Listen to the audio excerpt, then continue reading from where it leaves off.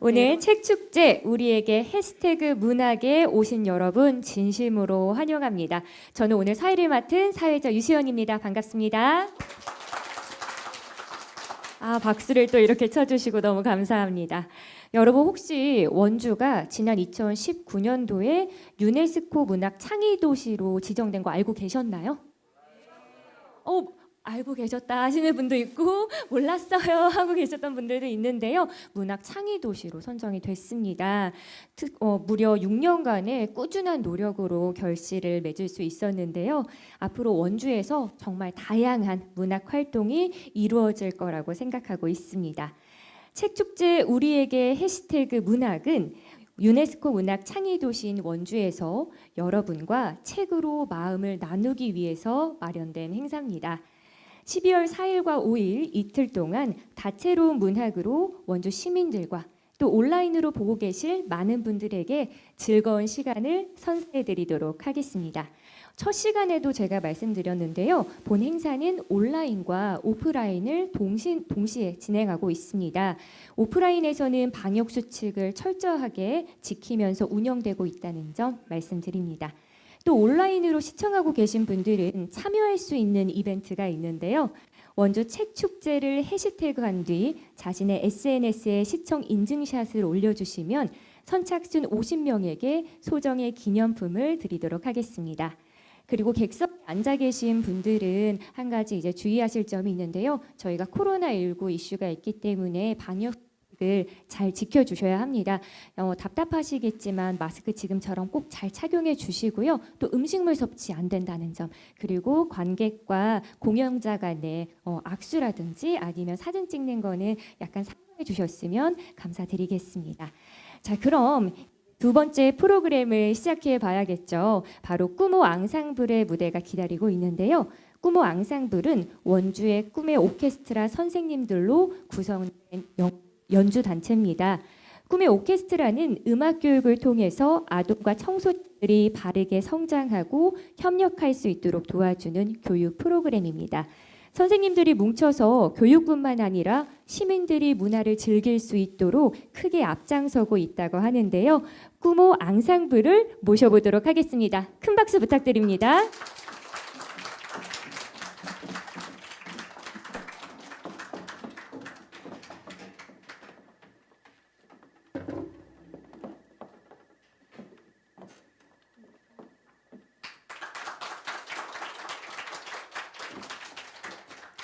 안녕하세요. 꿈모 앙상블 바이올리니스트 이세영입니다. 간단하게 곡을 소개를 하고 시작을 해볼까 해요.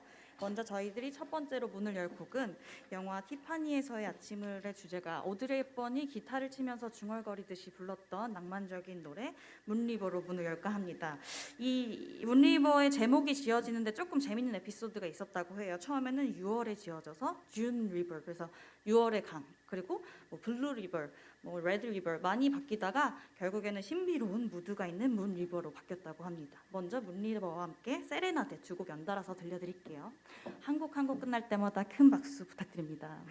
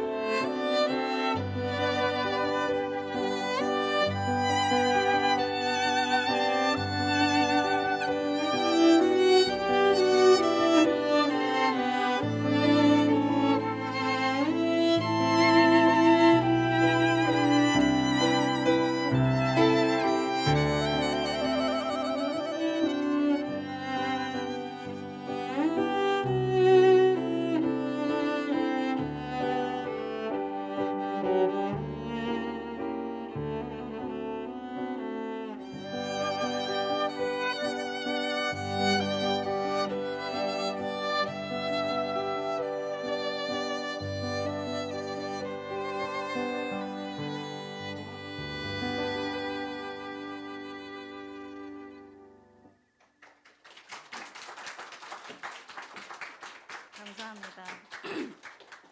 다음으로는 이제 저희가 오늘은 책과 함께 조금 편안하게 들으실 수 있는 곡들로만 준비를 해봤어요. 다음에는 세계인들이 가장 좋아하는 재즈곡 Fly Me to the Moon입니다. 여기 안에는 이런 가사가 있어요.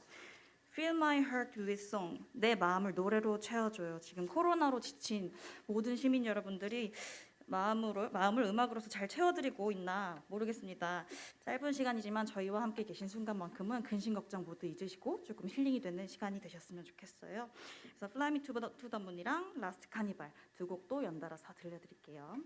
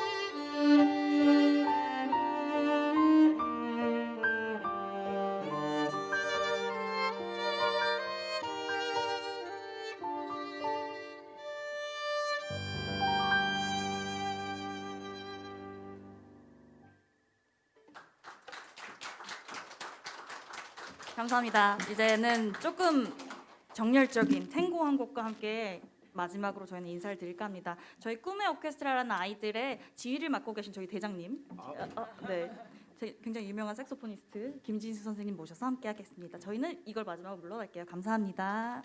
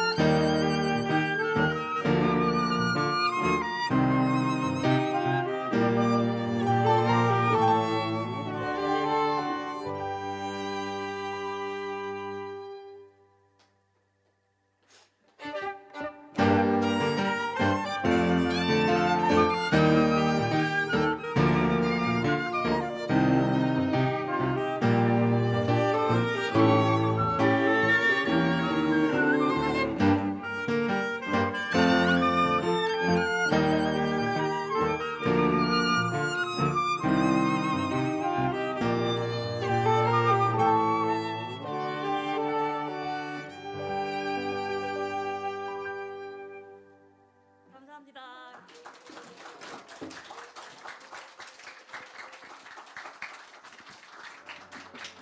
네, 우리에게 힐링한 시간을 선사해 주신 꾸무 앙상블에게 더 큰 박수 한 번 더 부탁드립니다. 네, 아름다운 클래식의 선율을 잘 들었는데요. 너무 멋진 공연이었죠? 그렇죠, 맞습니다. 아마 현장에서 이렇게 아름다운 선율을 듣고 싶으신 분들이 많으실 것 같은데요. 사실 저도 이렇게 현장에서 음악을 들은 지 정말 오랜만인 것 같아요. 여러분은 어떠신가요? 그렇죠. 너무 오랜만이죠. 너무 안타깝기도 한데 정말 코로나19가 우리의 일상을 많이 바뀌게 한 것 같아서 안타깝습니다. 얼른 하루빨리 코로나19가 정식돼서 다양한 곳에서 우리 꾸모 앙상블의 공연도 보고 또 여러 가지 문학 행사도 이루어졌으면 좋겠습니다. 그런 마음을 아마 다 같이 가지고 있으실 거라고 생각합니다. 자, 우리 안에 계신 분들은 다시 한번 안내 드릴 테니까요. 지금처럼 마스크 꼭 잘 착용해 주시고요. 음식물은 죄송하지만 섭취할 수 없다는 점 다시 한번 안내 말씀 드리도록 하겠습니다. 자, 그리고 앞서서 이제 마지막으로 막 멋진 정열적인 탱고까지 잘 음악을 들었고요. 네, 음악을 들어봤습니다. 이제 앞으로 다음 순서가 기다리고 있는데요. 분장이 지금 치우고 있죠. 여러분들이 아마 많이 기대하시는 순서가 있을 거라고 생각합니다. 조금만 기다려 주시면 될 것 같고요. 온라인으로 시청하고 계신 분들은 간단한 이벤트 참여 가능합니다. 해시태그로 이제 책 속의 문학 해시태그로 설정해 주셔서 함께하고 있다라는 것을 보여주시면 선착순 50명에게 기념품을 드리니까 잘 참여해 주셨으면 좋겠습니다. 자, 어느 정도 조금씩 완성이 되어가고 있는 것 같아요. 완성이 됐나요? 네, 완성이 됐다고 하네요.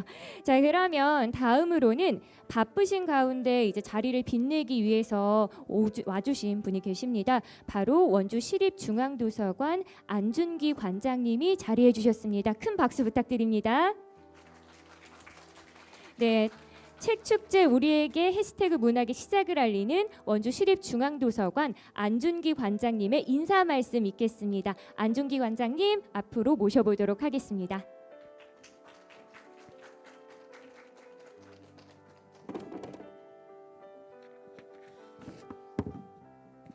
먼저 인사드리겠습니다. 방금 소개받은 원주시립중앙도서관장 안준기입니다. 오늘 이렇게 바쁘신 가운데 그 책축제에 참여하신 여러분께 깊은 감사의 말씀을 드립니다. 오늘 그 행사는 앞전에 그 사회자님께서 말씀드린 바와 같이 오늘과 내일 이틀 동안 7개 프로그램을 운영 계획 중에 있습니다. 그래서 오늘 두 번째 프로그램으로 시민 작가의 탄생이라는 그 프로그램을 가지고 그 지난 그 저희 그 상주 작가 지원 사업에 저희가 공모 사업으로 인해서 저희가 선정돼 가지고 작가가 되어볼 텐가라는 강좌반을 저희가 지난 7월 달에 이렇게 개설했습니다. 그래서 수강생분들의 어떤 그동안의 어떤 글과 생각을 이제 책으로 이렇게 발간하는 날입니다. 이제 손소은 작가님, 수강생 여러분께 깊은 감사의 말씀을 드리고요. 또한 그 본인들의 이야기를 진솔하게 글로서 표현해 준 우리 청소년 수강생 여러분께도 더불어 감사드립니다. 또한 김가연 강사님께 감사드립니다. 앞으로도 우리 도서관에서는 여러분들의 어떤 작품 활동을 위해서 최선의 노력을 다하겠다는 말씀을 드리면서 그 여러분들의 그 어떤 건강과 그 행운이 함께하기를 기원드리겠습니다. 감사합니다. 네, 안준기 관장님의 인사 말씀 잘 들었습니다. 관장님께서는 내려와 주시면 감사하겠습니다.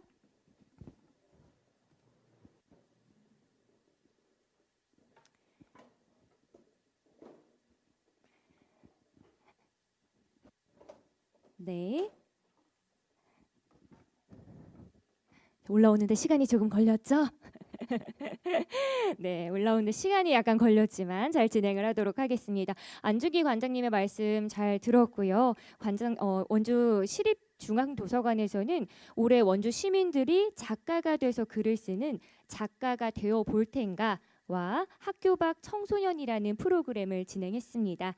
시민 작가님들의 작품집 출간 수여식 및 발표회를 지금부터 진행해 보도록 할 텐데요. 원주 시립중앙도서관 상주 작가이신 손서은 작가님께서 지금부터 진행을 해주시겠습니다. 손서은 작가님 모셔보도록 하겠습니다. 큰 박수 부탁드립니다.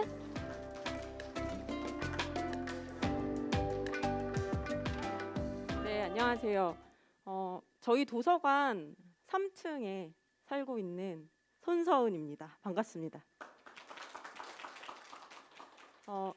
제가 그 상주 작가예요. 입주했어요. 그러면 거기서 주무세요? 물어보시거든요. 근데 잠자리는 안 내주셨고요. 저의 아주 좋은 작업실을 내어주셔서 제가 도서관에 와서 출근을 하면 제가 가는 방이 3층에 있고요. 거기가 작가의 방이라고 아주 멋있게 꾸며놨습니다. 그러니까 여러분 언제든지 작가에 대해서 뭔가가 궁금하거나 알고 싶은 게 있으시면 3층으로 오시면 되겠습니다. 네, 제가 왜 나왔냐면요. 저희 도서관에서 소설을 쓸 수 있을까 생각해봤어요. 소설을 써서 시민 소설가를 만들 수 있을까? 그게 저의 이번 상주 작가 사업의 핵심 포인트였고요. 제가 가장 하고 싶었던 일이었습니다. 그래서 원주에 저 말고 소설을 쓰는 분들을 한번 모아보고 싶었어요. 그리고 같이 소설을 써서 소설집을 내는 것이 2020년도 저의 꿈이었습니다. 그런데 사실 그 꿈이 쉽지가 않아요. 소설을 쓴다는 것도, 그리고 몇 달 만에 어떤 작품이 나온다는 것도 쉽지가 않은데 오늘 저의 꿈을 이루었습니다. 박수. 이 자리에 여러분이 같이 참석해 주셔서 정말 기쁘고요. 저희 원주시민 소설가 발굴 프로젝트로 시작된 것이 작가가 되어볼 텐가? 꼭 인세 받는 작가는 아니더라도입니다. 제가 사족을 붙였어요. 꼭 인세는 안 받더라도 우리 다 같이 작가가 한번 되어봅시다. 그래서 책을 내고 모든 시민이, 개개인이 작가가 되고 나의 소설을 쓰고 나의 책을 모두가 다 낼 수 있었으면 좋겠다. 그 시작이고요. 그래서 오늘 소설집을 만들었고 처음 그 수여식을 진행하게 되었습니다. 그러면 오늘의 주인공이신 시민 작가 7분들을 제가 소개하려고 합니다. 첫 번째, 우리 윤은희 작가님, 미스 원주 출신이시고요. 자, 박수 쳐주세요. 네. 우리 원주 아이들이 가장 좋아하는 사랑받는 이야기꾼이세요. 그래서 유치원에 다니시면서 아이들에게 이야기 들려주시고 같이 놀이도 하시는데 요번에 저를 만나는 바람에 소설을 쓰셨죠. 네. 자, 그러면 수여식 하겠는데요. 관장님이 직접 나오셔서 책과 꽃다발을 수여해 주실 겁니다. 네, 관장님 다시 한번 모시고요. 네.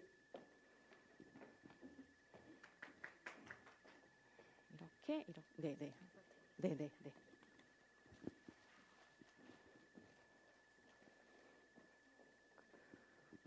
자, 윤은희 작가님 축하드립니다.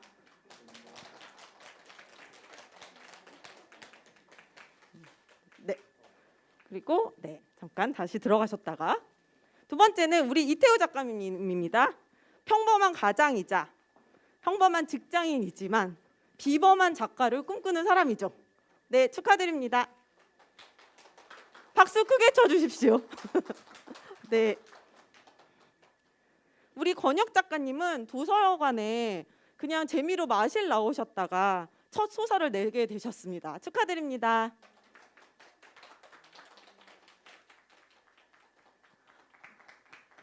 네, 이쪽으로 오십시오. 네, 이쪽으로 오십시오. 네, 정은경 작가님, 나는 아무런 소개가 필요 없다. 나는 작품으로 승부하겠다. 정은경 작가님 축하드립니다. 이미송 작가님, 가장 정갈하고 우아한 문체로 저희에게 늘 감동을 선사해 주셨던 분입니다. 고맙습니다. 축하드립니다.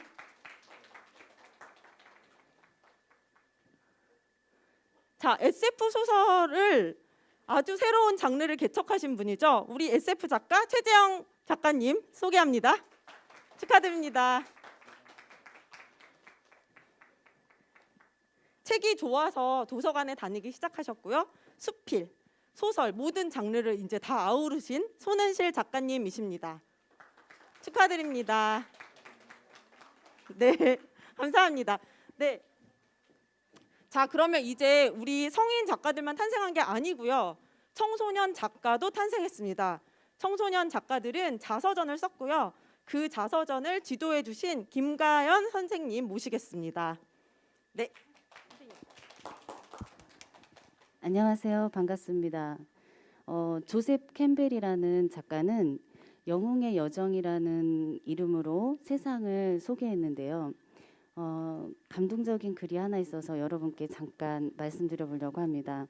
걸려 넘어진 곳에 보물이 있다고 조셉 캠벨은 말하였습니다.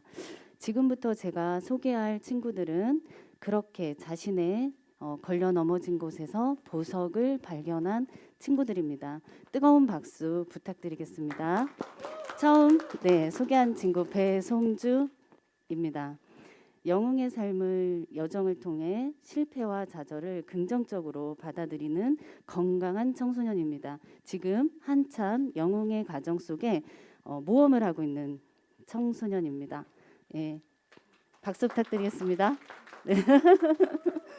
네, 다음은 이다현.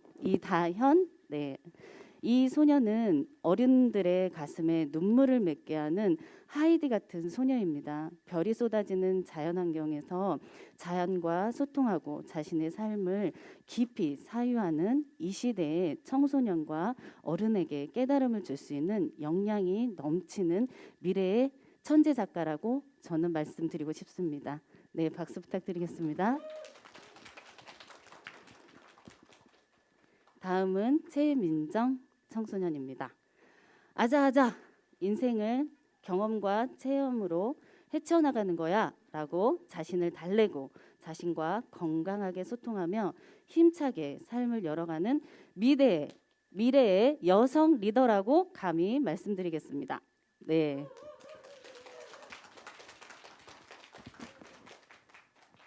다음은 원예진. 이 친구는 가족의 소중함과 특히 어머니에 대한 사랑이 남다릅니다. 자신의 진실한 대화를 통해서 자신의 재능을 발견하고 인식했습니다. 자신의 능력을 개발하는 데 지금 현재 열정적으로 생활하고 있습니다. 너무 멋진 친구입니다. 박수 부탁드리겠습니다.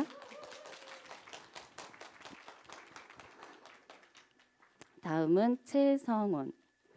이 친구는 철학 소년입니다. 인간의 본질, 본성에 대해 잘 이해하고 있습니다. 자신이 살아온 삶을 되돌아보는 과거의 여행을 통해서 왜곡된 기억을 찾아냈어요. 그리고 자신의 삶이 건강했음을 깊이 깨달았고요. 세상을 밝은 빛으로 열어가고 있습니다. 그리고 자신의 타고난 능력을 직업으로 연결시키는 과정을 가고 있습니다. 힘차게 한 발 한 발 내딛는 이 영재 문학 소년에게 힘찬 박수 부탁드립니다.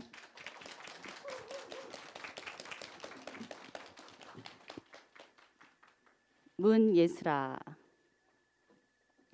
타국에서의 삶과 모국에서의 삶을 통해 양가적 감정에서 어려움을 겪기도 했습니다. 자신을 믿고 자신과 열심히 소통하면서 자기 주체성을 정립해 나가고 있는 앞으로의 미래가 기대되는 열정적인 소녀입니다. 네, 감사합니다. 박수 부탁드리겠습니다.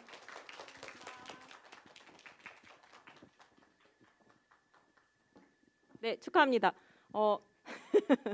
자, 그러면 청소년 작가 여러분들의 소감을 한마디씩 들어보는 시간을 갖도록 하겠습니다. 자율적으로. 자, 배송주. 안녕하세요. 안녕하세요. 처음 할 때는 그냥 그냥 동네에서 책 쓰는 프로그램 같은 건 줄 알았는데 끝까지 하다 보니까 이게 점점 재밌어지더라고요. 그리고 마지막에 이렇게 와가지고 뭔가 이렇게 막 꽃다발도 주고 이래가지고 엄청 좋아요. 내년에도 해주세요. 와.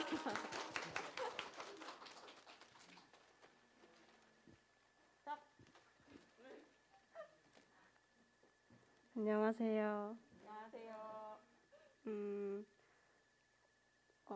자서전을 쓰면서 제가 살아왔던 것을 글로써 이야기처럼 풀어내서 되게 특별하고 색다른 경험이었고 제가 앞으로 살면서 시간이 많이 지나면은 잊어버릴 수도 있는 이야기를 글로 남겨놓으면 뭔가 나중에 굉장히 소중한 추억으로 남을 수 있을 것 같습니다. 감사합니다.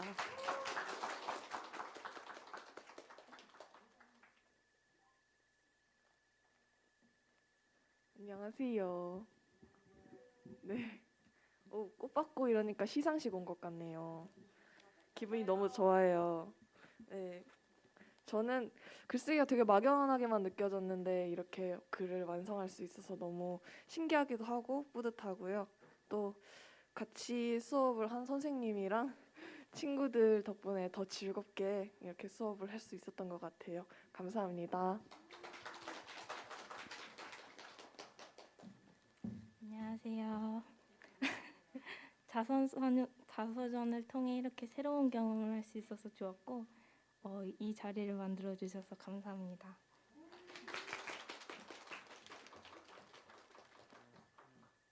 저는 문학보다는 솔직히 비문학을 좋아하긴 하는데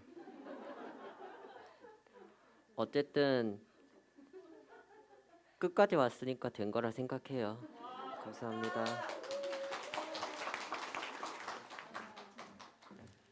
이번에 코로나 때문에 되게 많은 분들이 외로움과 우울함을 좀 많이 겪으셨을 것 같은데 저도 그랬고, 근데 이 마음을 이 글로 남기게 돼서 되게 기쁘고, 또 같이 해주신 분들이 너무나도 친절하고 또 제 마음을 이제 잘 들으시라고 해주셔서 너무 감사하고, 네, 감사합니다.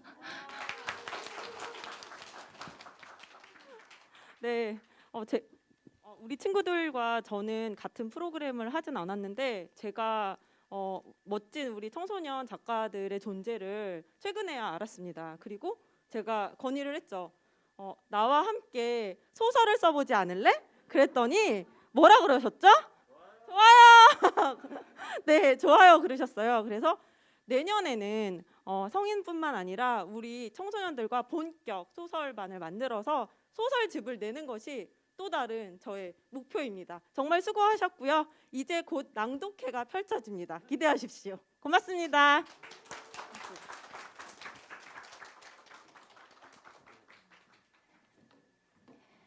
네, 저는 항상 책은 도대체 누가 쓸까 이렇게 생각을 했었는데 여기 계신 분들이 모두 작가님들이셨네요. 정말 이렇게 함께할 수 있게 돼서 영광입니다. 네, 앞서 이제 말씀해 주셨던 것처럼 앞서서 수상 받으신 분들의 작품 낭독이 준비되어 있습니다. 아마 작품 낭독하시기 전에 마음이 많이 떨리실 텐데요. 떨리시나요? 안 떨리시나요? 괜찮으신가요? 그냥 이렇게 수줍게 웃고만 계신데요. 많이 떨리실 거라고 생각을 합니다. 여러분께서 박수도 많이 쳐주시고 호응도 해주시고 많이 힘이 돼주셨으면 좋겠습니다. 네, 발표자분들의 이제 작품 낭독이 준비되는 대로 멋진 작품 낭독을 들을 수 있을 것 같습니다. 자, 준비되셨나요, 여러분? 준비되신 거 맞나요? 힘차게 말씀해 주시는 거 보니까 낭독을 잘해 주실 것 같습니다. 자, 그럼 낭독 한번 준비해 볼까요? 네, 첫 번째 윤은희 작가님 앉으시고 이태우 작가님, 권혁 작가님, 정은경 작가님 순서대로 하겠습니다. 네. 자, 뭐 하실 말씀 있으시면 자유로이 하셔도 되고요. 준비해 오신 낭독 하시면 되겠습니다. 저는 물러나가겠습니다. 아니, 선생님도 같이 하시죠.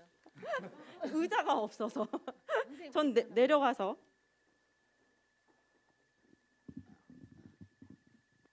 네, 저는 윤은희입니다. 한 7년 전부터 도서관에 아이들 책을 읽어주러 다니다가 이런 또 좋은 기회가 있어서 아이들을 책을 읽어주면서 제가 느끼고 또 제가 경험했던 재미있는 이야기들을 써봤으면 하는 그런 소원이 있었어요. 근데 이제 이 프로그램을 도서관에서 만들어 주셔가지고 참석하게 됐는데, 소설은 아니고 이제 저는 동화를 썼습니다. 동화하고 그냥 짤막한 이제 소설도 아니고 그런 수필 같은 이야기를 썼는데 너무 행복했어요. 우리 작가님이 저는 뭘 가르쳐 주시는 분인 줄 알았는데 가만히 지켜봐 주시고 힘을 북돋아 주시고 또 같이 이렇게 하시는 분들이 서로 힘을 주셔서 글 쓰는 내내 행복하고 같이 하는데 너무 좋았습니다. 네, 지금도 행복합니다. 제가 쓴 동화인데요. 좀 부끄럽긴 하지만 한번 읽어보겠습니다. 하얀 자동차 빵빵이, 윤은희. 오늘도 하얀 자동차 빵빵이가 신나게 집을 나섰어요. 햇님은 벙글벙글, 바람은 살랑살랑. 고갯길에 경찰이 길을 막고 있어요. 뭐야? 아침부터 길을 왜 막는 거야? 빵빵이는 얼굴이 붉어지고 부풀어 올랐어요. 119 구급차가 옆에서 끼어들었어요. 아이 뭐야? 너만 바빠? 나도 빨리 가야 해. 빵빵이는 조금 더 얼굴이 붉어지고 조금 더 부풀어 올랐어요. 초록불인데 차들이 출발을 하지 않아요. 아이 뭐야? 왜 빨리 안 가는 거야? 초록불인데 말이야. 빵빵이는 얼굴이 조금 더 붉어지고 조금 더 부풀어 올랐어요.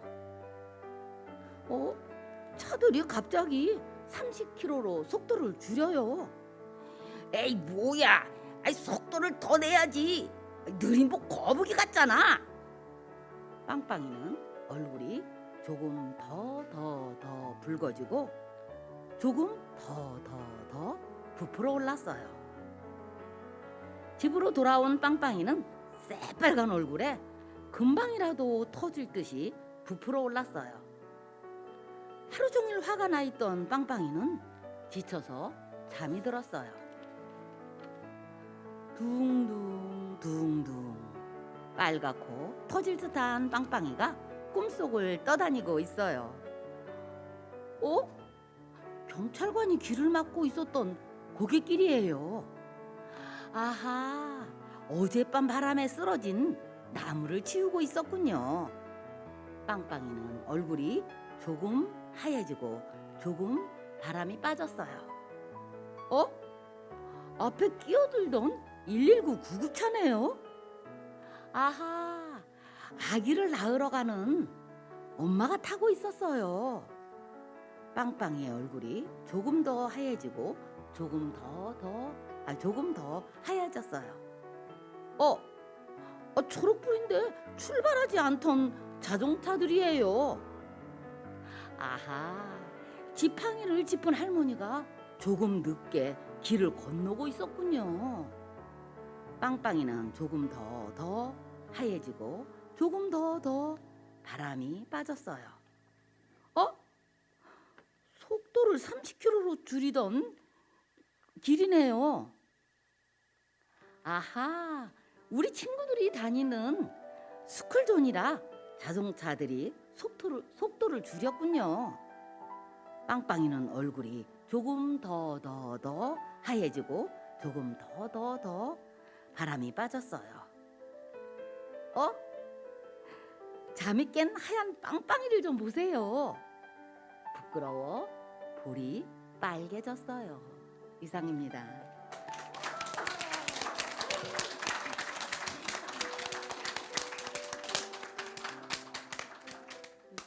작가님 하시죠.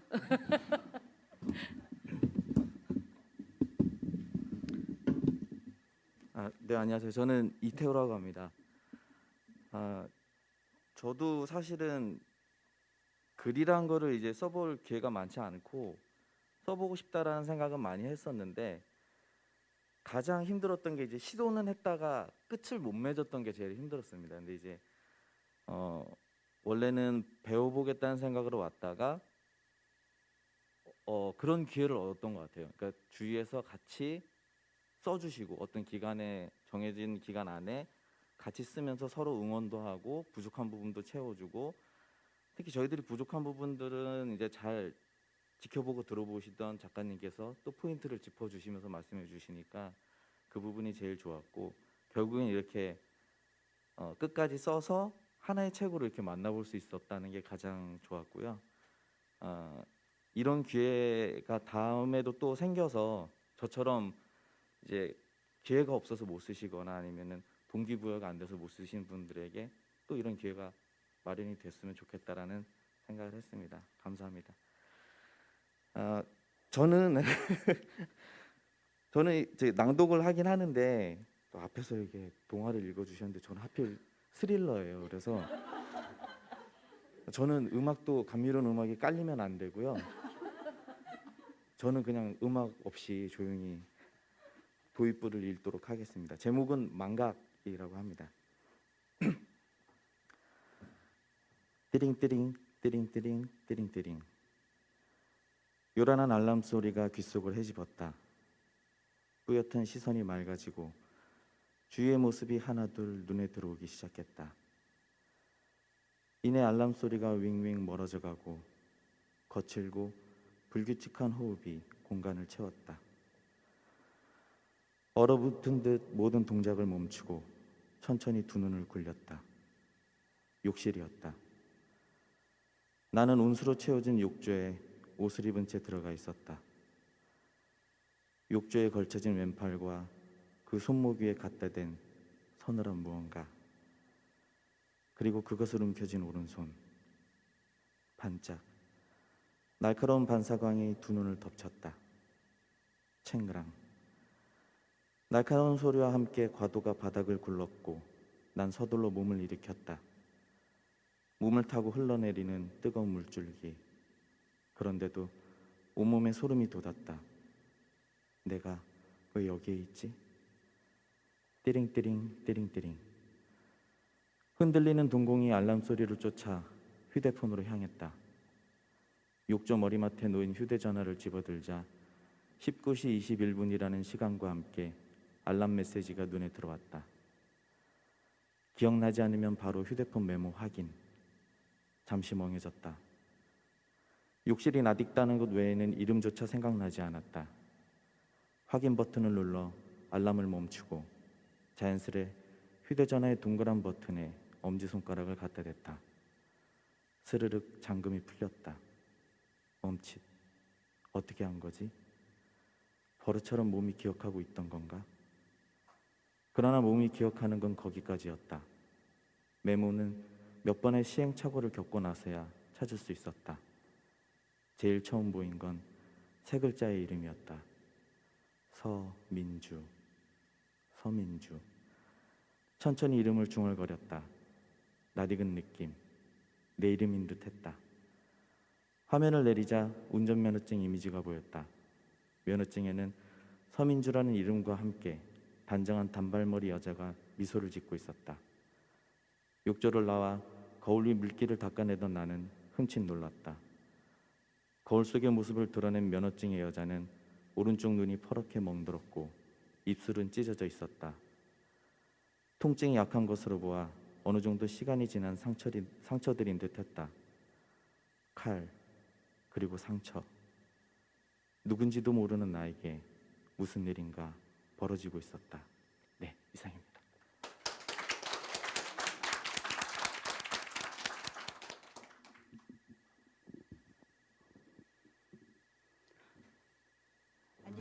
안녕하세요. 저는 권혁입니다.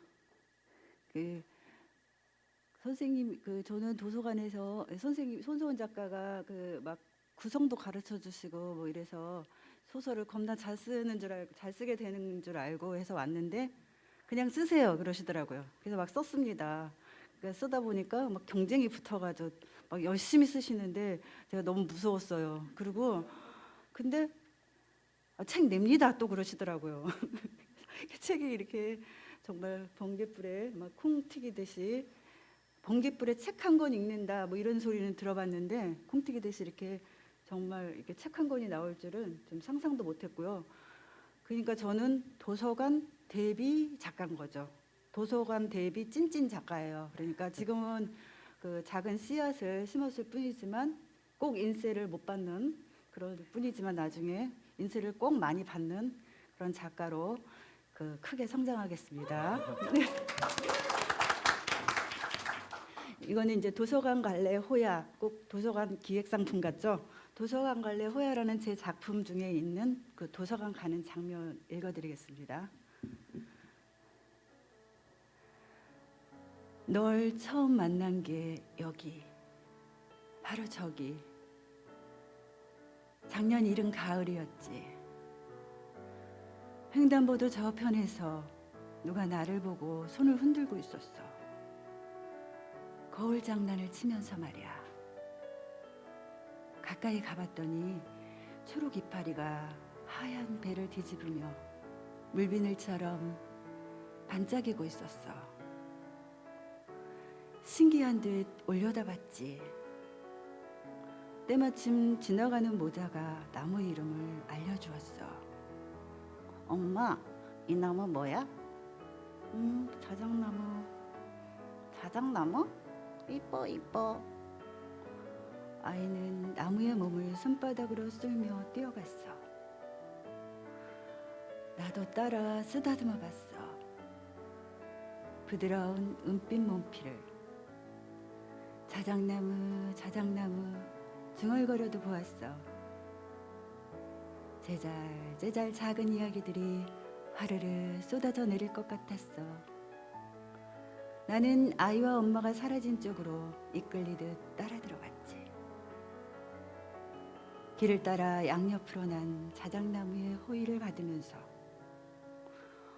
너와 나의 운명의 첫, 바로 여기 둥글게 돌출된 나무의 벽을 막 지날 때였어. 나는 순간 놀라서 멈칫했지. 호랑이 한 마리가 묘한 눈빛으로 날 쏘아보고 있었어. 회갈색 털에 검정 줄무늬에 작은 호랑이였어. 길 왼편 화살나무 담장 그늘에 웅크려져 있는. 내가 도서관 안으로 들어가기 직전까지 너는 뒤따라왔지. 내내 기다렸다는 듯 건물 안에서 나오는 내 뒤를 계속 따라왔고, 횡단보도를 건너 식료품점을 지나 아파트 정문에서 걸음을 멈출 때까지 널 돌아보며 또 돌아보며 망설이던 생각을 마침내 정리했지. 무릎을 꿇고 두 팔을 벌리자 너는 내 품에 가볍게 날아와 안겼어. 나 하나로 힘들어하던 나란 애가 말이야. 호야, 너나 수업할 동안 산책 잘하고 있어요. 에코백에 든 호야를 꺼내 바닥에 내려놓았다. 호야는 순식간에 야생 고양이로 변신해서 저만치 장미정원으로 달아나 버렸다.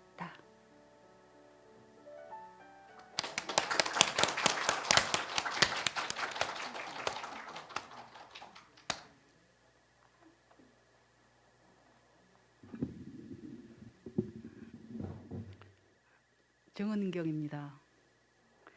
저희 수업 첫 시간에 손소은 작가님께서 느닷없이 작가라는 자기를 무작위로 주셨습니다. 본의 아니게 작가를 사칭하게 된 셈인데요. 난감했습니다. 한 번도 글을 써본 적이 없었거든요.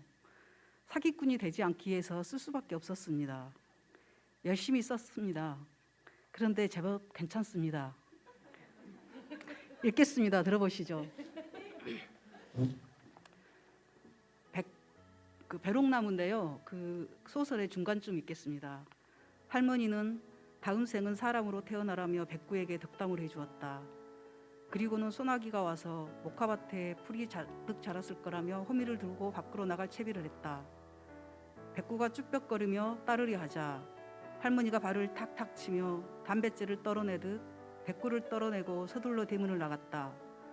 엄마는 할머니가 나간 대문을 쳐다보다가 고개를 돌려 아버지에게 말했다. 아침 저녁으로 개밥을 주던 내가 오메 난 못 하겠어. 이런 일은 어른이 좀 해줘야지. 엄마는 할 일이 생각났다는 듯 양철통에 돼지밥을 챙겨 돼지우리로 가버렸다. 백구는 아버지 근처에 얼씬도 하지 않았다. 나는 백구와 눈이 마주칠까봐 피고하듯 백구를 피해 아버지 뒤로 가서 숨었다. 백구는 꼬리를 내린 채 우리 주변으로 가까이 왔다 멀어졌다 하며 배회했다. 그런 백구에게 눈을 떼지 못하던 여동생이 백구야 하며 훌쩍거렸다. 백구가 바짝 엎드린 채 다리를 끌다시피 동생에게 다가가 무릎에 얼굴을 갖다 댔다. 동생이 백구 얼굴을 쓰다듬으며 안았다. 놓치지 말고 빨리 잡아. 아버지가 동생을 향해 소리쳤다. 동생은 엉겹결에 백구 목줄을 잡았다. 순식간의 일이었다. 아버지가 계정소에게 눈짓을 하자 그가 동생 손에 든 목줄을 잡고 백구를 끌어냈다. 백구는 뒷다리로 버티고 저항했지만 마당을 쓸며 끌려갔다.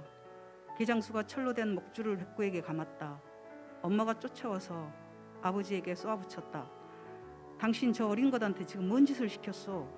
어른이 좀 해줘야지. 아버지는 대답도 없이 서둘러 개장수를 따라 나갔다. 그날 저녁 할머니는 목화밭에서 평소보다 늦게 집에 왔다. 입맛이 없다며 저녁을 먹는 둥 마는 둥 했지만 아무도 개의치 않았다. 싸늘한 엄마 태도에 할머니가 변명하듯 말했다. 갈 날도 얼마 안 남은 내가 꼭 그런 굳은 일해야 쓰겠냐. 죽어서 뭔 죄를 받으려고. 그날 밤 동생은 핏기 없는 얼굴로 식은땀을 흘리며 헛소리를 해댔다. 그 뒤 며칠을 알아눕느라 학교에 가지 못했다. 그때부터 엄마는 할머니 말씀과 권유에 자주 반발하였다. 그렇게 할머니 권유와 함께 끌려간 백구는 우리 집 마지막 개였다.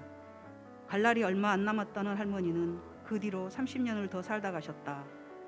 아버지는 마을 입구 배롱나무 옆에서 할머니 노제를 지냈다. 볕이 뜨거운 여름날이었다. 배롱나무 홍자색 꽃이 붉은 뜨거움을 더했다. 너무 더워서 나는 울지 않았다. 이상입니다.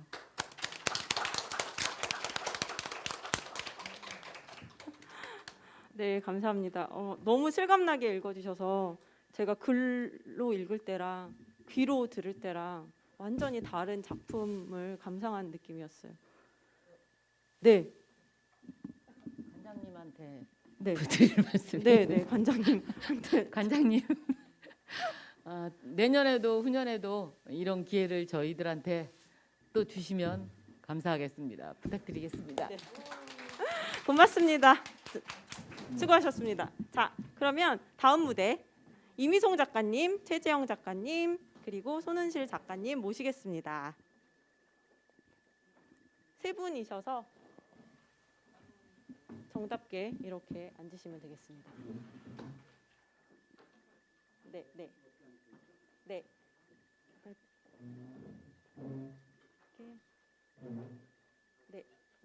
편하신 대로 앉으십시오. 네, 그러면 이미송 작가님부터 시작하시죠. 안녕하세요. 네. 이미송입니다.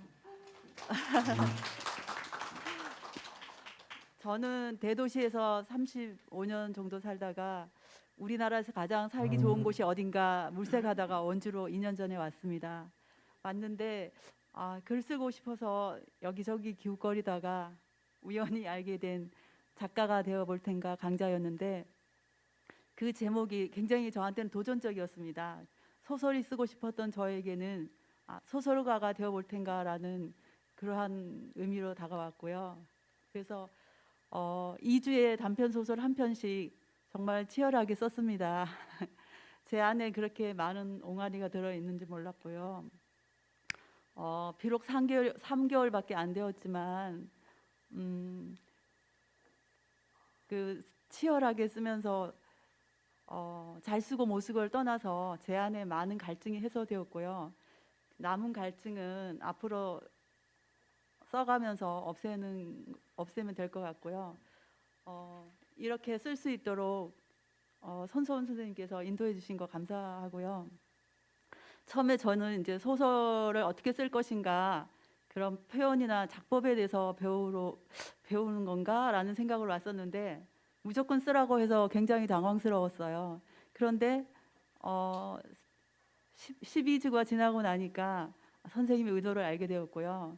어떤 이론이나 연습보다는 실전이 더 빠른 성장을 가져올 수 있다는 것도 알게 되었고요. 그리고 글을 쓰다가 보면 선생님보다 문우가 더 필요할 때가 있는데 혼자 쓰다 보면 지치고 안 쓰게 되는데 옆에 문우가 있어서 정말 고마웠습니다. 그리고 시청이나 또 여기 도서관에서 이렇게 마당을 열어주셔서 감사하고 아까 윤현일 작가님께서 말씀하신 것처럼 내년에도 계속 앞으로도 이러한 기회를 주셨으면 좋겠습니다. 감사합니다. 저는 소설 집을 기억하는 방식이라는 소설 중에서 제일 마지막 부분을 읽어보겠습니다. 아버지는 공호묘지 작은 집에서 영면에 들어갔다. 아버지가 죽고 나서야 그가 나에게 얼마나 커다란 집이었는지 알게 되었다. 할머니 또한 마찬가지였다. 불현듯 할머니의 집이 궁금했다. 할머니는 어디에 있을까? 짐작조차 안 됐다. 할머니는 나에게 가장 따스한 집이었는데 아버지를 묻고 온 날 강화에 가고 싶었지만 사무제까지 참았다. 아버지와 온전히 이별하기 위해서. 사무제를 끝내고 산에서 곧장 할머니가 살았던 집으로 갔다. 큰 며느리에게 할머니의 마지막 이야기를 듣고 싶어서였다. 그런데 붉은 접시꽃이 피었던 자리에 들어섰던 작은 가건물도 할머니가 살았던 기와집도 사라지고 없었다. 그 자리엔 이국적인 모습의 예쁜 카페가 저수지를 마당 삼아 들어서 있었다. 처음 자취집을 얻어 퇴근 후 조심스럽게 그 후엔 반가운 마음으로 드나들었던 소술대문과 늘 깨끗하게 쓰러져 있던 마당과 맛있는 저녁을 함께 먹었던 대청마루와 장독대도 사라지고 없었다. 그 집의 위용으로 봐서는 100년은 더 건재할 수 있었는데 나는 망연자실한 표정으로 새로 들어선 낯선 건물만 자꾸 들여다봤다. 아무리 보고 있어도 할머니를 기억할 만한 것들이 하나도 없었다. 오로지 누구의 손도 타지 않은 저수지만이 그 자리에 있었다. 나는 할머니의 집 전화번호밖에 몰랐다. 이제 할머니의 이야기를 물을 곳조차 사라져버렸다. 할머니를 잃어버린 듯 아득했다.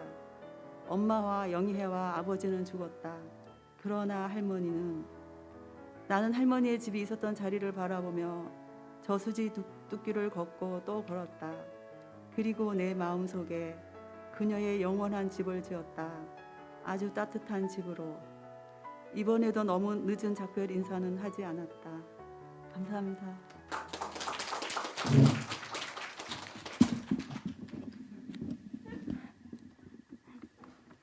안녕하세요. 손은실입니다. 아침 4시 반이면 혼자 조용히 일어나서 커피 한 잔과 함께 책 읽기를 시작하고 하루를 그렇게 시작합니다. 그렇게 책을 읽으면서 이제 살면서 힘들 때마다 책 속에서 제가 좀 힘을 얻었고 또 어떻게 이런 힘든 것들을 해결할까 할 때 많은 답을 얻을 수 있었습니다. 그래서 저도 읽기만 하지 말고 이제 글을 좀 배워서 막 쓰는 것이 아닌 제대로 된 글을 한번 써보자 이런 마음을 먹을 때쯤에 도서관에서 글쓰기 프로가 생겼습니다. 그래서 저는 얼른 등록을 했는데 막상 가보니까 제가 배우면서 천천히 글을 쓰려고 했는데 안 쓰면 안 되는 어떤 그런 그런 것에 압박감을 느끼면서 써야 되는 그런 위협감을 느꼈어요. 그런데 옆에서 보면 다른 문우분들은 2주에 한 번씩 제출하는 과제가 있었는데 뚝딱 소설을 만들어내더라고요. 그래서 제가 겁을 먹었어요. 그래서 그만둬야 될까? 계속해야 될까? 혼자 생각을 많이 하다가 선생님께서 짧은 글이라도 좋으니까 이게 같이 하는 활동이니까 끝까지 꾸준히 글을 써서 우리 한번 해보는 게 어떠냐 그렇게 말씀을 하셨어요. 그래서 그 말씀에 제가 단체 속에서 같이 이렇게 함께 해보는 이런 데 의미를 두고 한번 그러면 끝까지 가볼까 하고 이름은 소설인데 내용은 소설이라기보다는 거의 에피소드에 가까운 짧은 글입니다. 그래서 오늘은 제가 그리고 제가 인사를 드려야 되겠습니다. 우리 손선 작가님과 또 함께 공부한 문우들과 또 도서관 관계자 직원분들 모든 분들께 감사의 말씀을 드립니다. 제가 오늘 읽을 글은 포도밭이라고의 결미 부분입니다. 호성은 가늘고 다소 떨리는 목소리로 또박또박 힘주어 말하는 아내를 넋놓는 표정으로 바라보았다. 수아는 눈물을 뚝뚝 흘리며 억울함을 방울방울 뿜어내고 있었다. 호성은 아무런 말도 없었다. 호성은 슬그머니 다시 밖으로 나갔다. 수아가 이내 현관문 밖으로 나가보니 그가 타고 다니는 자전거도 함께 사라졌다. 그 광경들에 더욱 화가 난 그녀는 자물쇠로 현관문을 잠그고 집을 나왔다. 집에서 10여 분만 걸어가면 고속버스 터미널이 있었다. 다리에 힘이 풀린 수아는 의자에 앉아서 그 앞을 오가는 수많은 여행자를 쳐다보았다.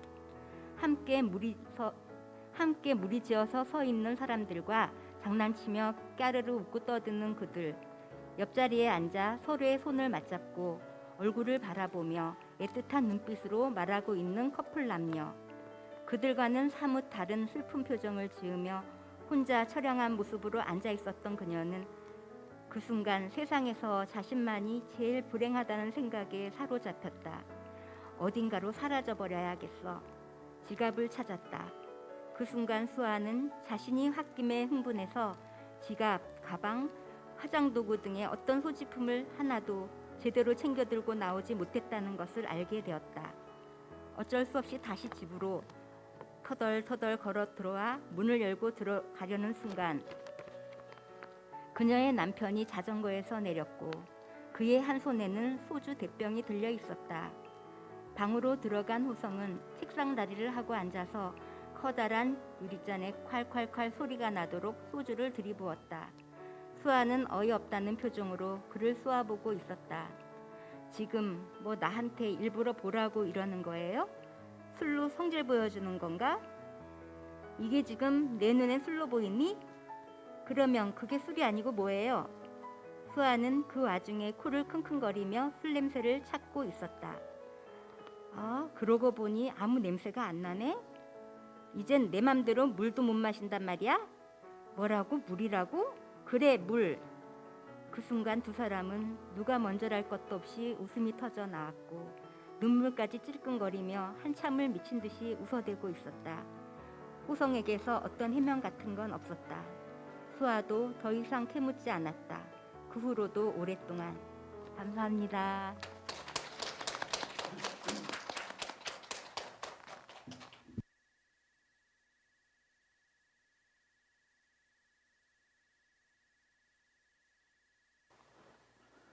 네, 안녕하세요. 최재형이라고 합니다.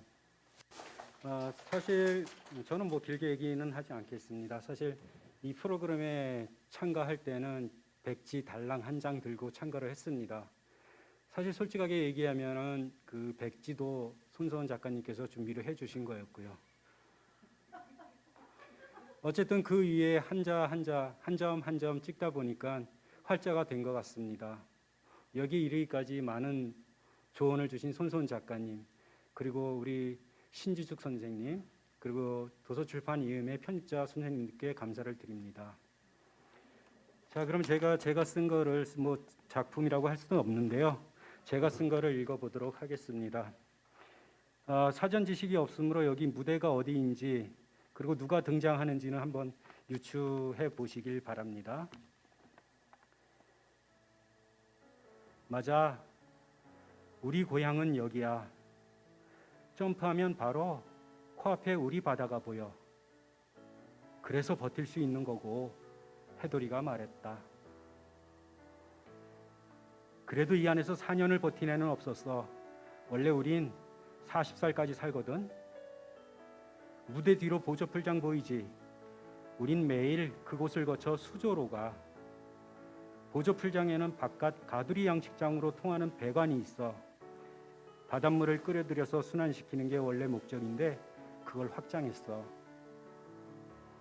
우리를 밖에서 들여오려면 크레인이며 무진동 차량이며 무척 번잡스럽거든. 게다가 우리가 죽으면 사람들 눈을 피해 바다로 옮길 수도 있고, 그래서 만든 지중 터널이야. 우리에겐 죽음의 게이트인 셈이지. 백돌이가 말했다. 백돌이 제 말이야. 멀쩡하게 생겼지? 제정신이 아니야. 수조에만 들어가면 줄곧 몸을 꼿꼿이 세우고 서 있어. 꽃순이 쟤는 배를 위로 하고 계속 누워만 있다니까. 다들 미쳤어. 청돌이가 끼릭끼릭거리며 말했다. 야, 너는 어떻고? 벽을 계속 들이박잖아, 또라이야. 꽃순이가 등을 뒤집으며 웃었다. 풀어줄까? 만수가 현우에게 물었다. 강만수, 저 덩치들을 무슨 수로? 둘의 얘기를 듣고 백돌이가 말했다. 더는 냉동 생선을 먹지 않을 거야. 원래 우린 죽은 생선 쳐다보지도 않아. 살아서 여길 나갈 거야. 어떻게? 현우가 깜짝 놀라 물었다. 당근 비밀이지. 해돌이가 해맑게 웃었다. 그리고 말을 이었다. 약속해줘. 여긴 우리가 살 곳이 못 된다고. 사람들 재미 때문에 우릴 여기로 데려오지 말라고. 가만히 두면 좋겠다고 꼭 좀 전해줘. 사람에게 해로울 수 있는 바이러스가 우리에겐 있거든. 서로 삶을 존중했으면 좋겠다고 꼭 좀 전해줘. 그게 지구를 살리는 길이고 함께 살 수 있는 유일한 방법이니까. 그니까 어떻게, 언제 나가느냐고 만수가 물었다. 해돌이가 크게 숨을 쉬고 대답했다. 꽃길을 내야지, 지금. 만수와 현우 눈이 휘둥그레졌다. 해돌이는 짧게 한마디를 던지고 몸을 틀어 보조 풀장으로 미끄러지듯 넘어갔다. 그리고 수문 옆에 놓인 밧줄을 물어 당겼다. 수문이 들어 올려졌다. 꽃분이가 먼저 물살을 갈랐다. 청돌이와 백돌이가 그 물살을 타고 달려갔다. 순식간에 수문 안쪽으로 셋이 사라졌다. 해돌이가 당기던 밧줄을 놓자마자 수문은 무정하게 닫혔다. 조련사들은 닥쳤던 개처럼 어쩔 줄 몰라 했다. 셋은 미끄러지듯 터널을 빠져나가 양식장 안을 한 바퀴 돌더니 가두리를 가볍게 뛰어넘었다. 청돌이와 백돌이 그리고 꽃순이에게 더는 담장이 없었다. 이상입니다.